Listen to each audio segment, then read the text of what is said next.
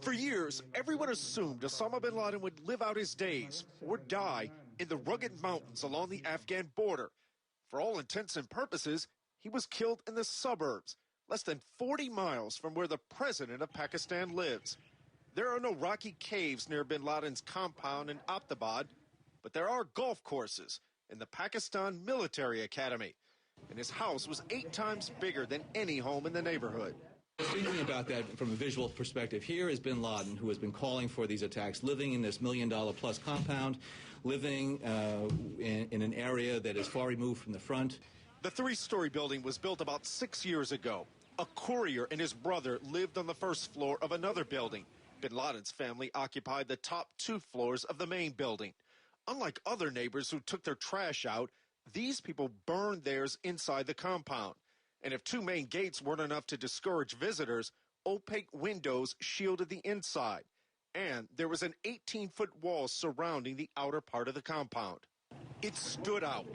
And a U.S. intelligence official says, given how bad al-Qaeda's finances are, they would only spend this kind of money for one of their top 2 commanders.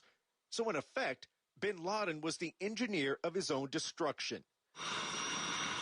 That end began with U.S. military helicopters swooping in, an assault team entering from multiple locations.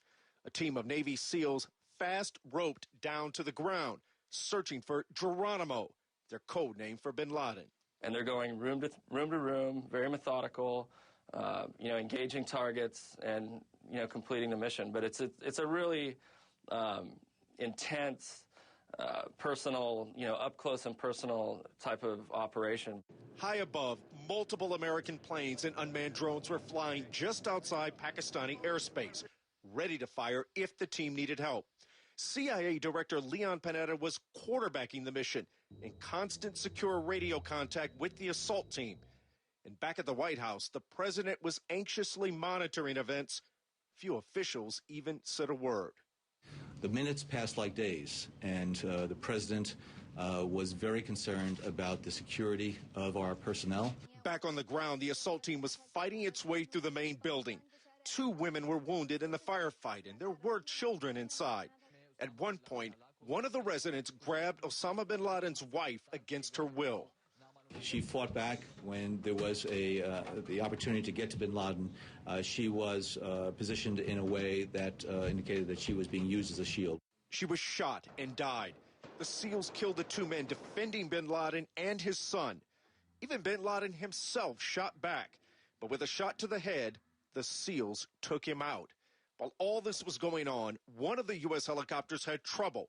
The team made the call to destroy it there on the ground and hustled the women and children out before detonating the aircraft.